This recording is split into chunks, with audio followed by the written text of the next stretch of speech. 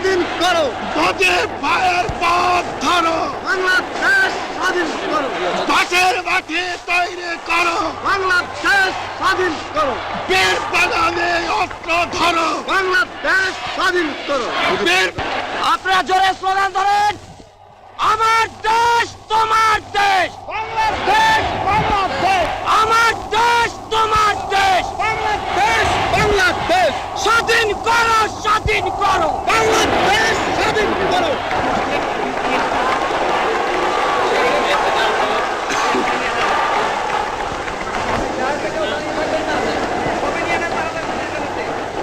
ভাইরা আমার, আজ দুঃখ ভারাক্রান্ত মন নিয়ে আপনাদের সামনে হাজির হয়েছি। আপনারা সবই জানেন এবং বোঝেন আমরা আমাদের জীবন দিয়ে চেষ্টা করেছি, কিন্তু দুঃখের বিষয় আজ ঢাকা, চট্টগ্রাম, খুলনা, রাজশাহী, রংপুরে আমার ভাইয়ের রক্তে রাজপথ রঞ্জিত হয়েছে। আজ বাংলার মানুষ মুক্তি চায়, বাংলার মানুষ বাঁচতে চায়, বাংলার মানুষ তারা আজ তার অধিকার চায়।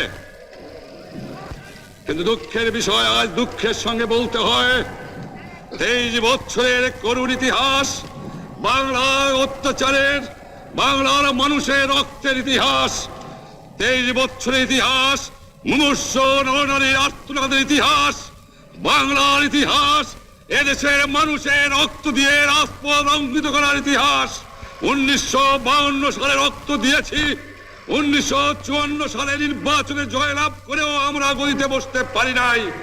1958 সালে আইয়ুব খান মার্শাল ল জারি করে 10 বছর পর্যন্ত আমাদের গোলাম করে রেখেছে।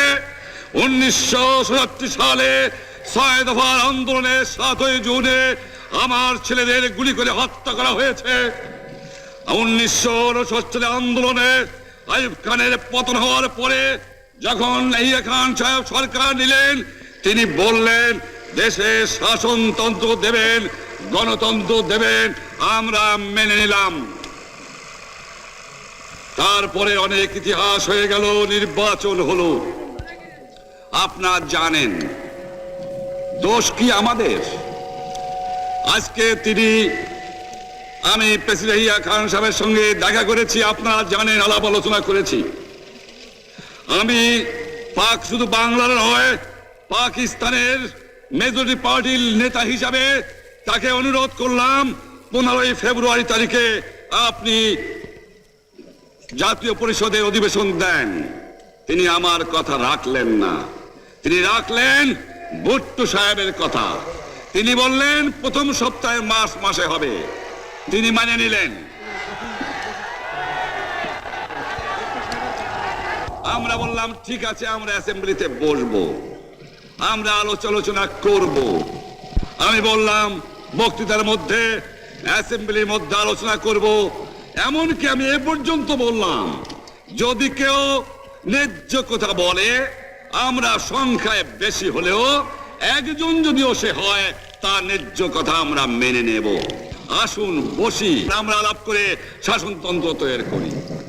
তিনি বললেন পশ্চিম পাকিস্তানের মেম্বাররা যদি এখানে আসে তাহলে কসাইখানা হবে অ্যাসেম্বলি। যদি কেউ অ্যাসেম্বলিতে আসে তাহলে পেশোয়ার থেকে করাচি পর্যন্ত দোকান জোর করে বন্ধ করা হবে, তারপরেও যদি কেউ আসে তাকে সন্ন্যাসার করা হবে। আমি বললাম অ্যাসেম্বলি চলবে। তারপরে হঠাৎ 1 তারিখে অ্যাসেম্বলি বন্ধ করে দেওয়া হলো। কি পেলাম আমরা? আমার পয়সা দিয়ে অস্ত্র কিনেছি বহিঃশত্রু আক্রমণ থেকে দেশকে রক্ষা করার জন্য। আজ সেই অস্ত্র ব্যবহার হচ্ছে আমার দেশের গরিব দুঃখিনী অস্ত্র মানুষের বিরুদ্ধে, তার বুকের উপরে হচ্ছে গুলি। আমরা পাকিস্তানের সংখ্যাগুরু, আমরা বাঙালিরা যখনই ক্ষমতায় যাওয়ার চেষ্টা করেছি, যখনই এদেশের মালিক হবার চেষ্টা করেছি, তখনই তারা আমাদের উপর ঝাঁপিয়ে পড়েছেন।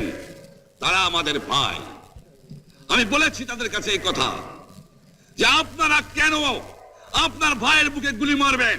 আপনাদের রাখা হয়েছে যদি বহিঃশত্রু আক্রমণ করে তার থেকে দেশকে রক্ষা করার জন্য। তারপরে উনি বললেন যে আমার নামে বলেছেন, আমি নাকি বলে স্বীকার করেছি যে 10 তারিখে রাউন্ড টেবল কনফারেন্স হবে। আমি উনাকে একথা বলে দেবার চাই, আমি তাকে তা বলি নাই।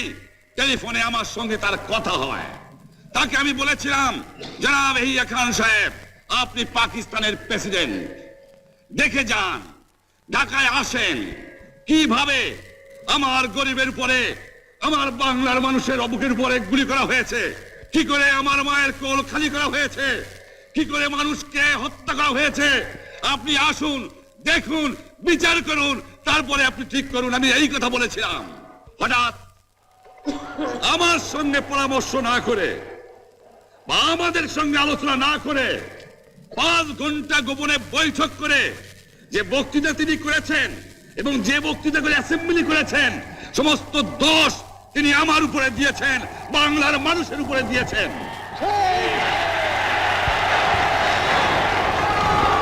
আমি পরিষ্কার মিটিংয়ে বলেছি যে এবারের সংগ্রাম আমার মুক্তির সংগ্রাম, এবারের সংগ্রাম স্বাধীনতার সংগ্রাম। আমার 25 তারিখে অ্যাসেম্বলি কল করেছে, রক্তের দাগ শুকায় নাই।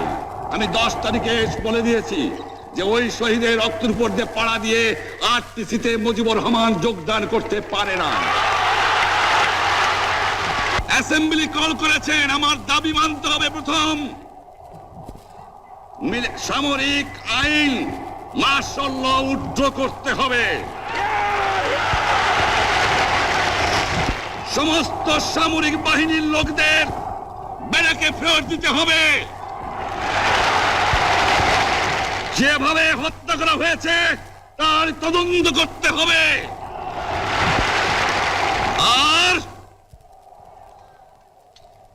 জনগণের প্রতিনিধির কাছে ক্ষমতা হস্তান্তর করতে হবে।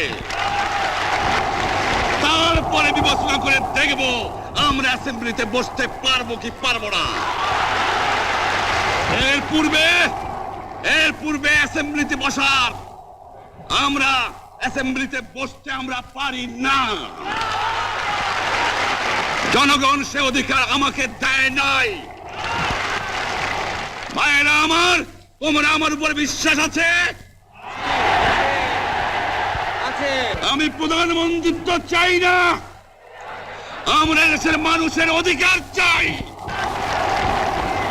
আর যদি একটা গুলি চলে, আর যদি আমার লোকের উপর হত্যা করা হয়, তোমাদের উপর কাছে আমার অনুরোধ রইল, প্রত্যেক ঘরে ঘরে দুর্গ গড়ে তোলো।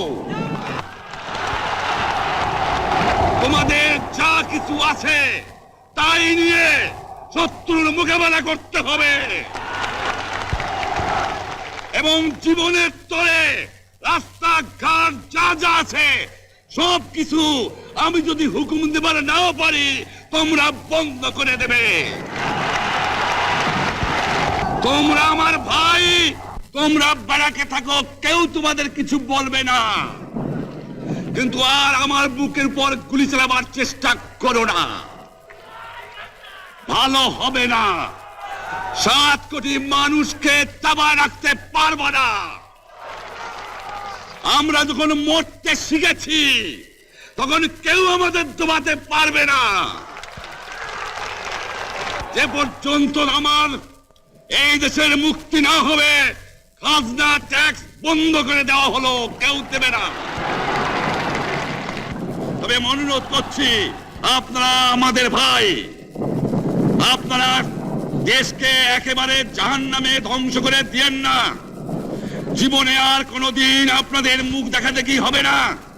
যদিও আমরা শান্তিপূর্ণভাবে আমাদের ফয়সালা করতে পারি, তাহলে অন্তপক্ষে ভাই ভাই হিসেবে বাস করার সম্ভাবনা আছে। সেই জন্য আপনাদের অনুরোধ করছি, আমার এই দেশে আপনারা মিলিটারি শাসন চালাবার চেষ্টা আর করবেন না। দ্বিতীয় কথা, প্রত্যেক গ্রামে, প্রত্যেক মহল্লায়, প্রত্যেক ইউনিয়নে, প্রত্যেক সাব ডিভিশনে আওয়ামী লীগের নেতৃত্বে সংগ্রাম পরিষদ গড়ে তোলো। এবং তোমাদের যা কিছু আছে তাই নিয়ে প্রস্তুত থাকো। মনে রাখবা, রক্ত যখন দিয়েছি রক্ত আরো দেব, এদেশের মানুষকে মুক্ত করে ছাড়বো ইনশাআল্লাহ। এবারে সংগ্রাম আমাদের মুক্তির সংগ্রাম, এবারে সংগ্রাম স্বাধীনতার সংগ্রাম। আপনারা আমার উপরে বিশ্বাস নিশ্চয়ই রাখেন। জীবনে আমার রক্তের বিনিময়েও আপনাদের সঙ্গে বেঈমানি করি নাই। প্রধানমন্ত্রিত্ব দিয়ে আমাকে নিতে পারে নাই, ফাঁসি কাজটা আসামি দিয়ে আমাকে নিতে পারে নাই। যে রক্ত দিয়ে আপনারা আমার একদিন জেলের থেকে বার করে নিয়ে এসেছিলেন, এই রেসকোর্স ময়দানে আমি বলেছিলাম আমার রক্ত দিয়ে আমি রক্তের ঋণ শোধ করবো, মনে আছে? আমি রক্ত তোমার জন্য প্রস্তুত। আমাদের মিটিং এইখানেই শেষ। আসসালামু আলাইকুম। জয় বাংলা।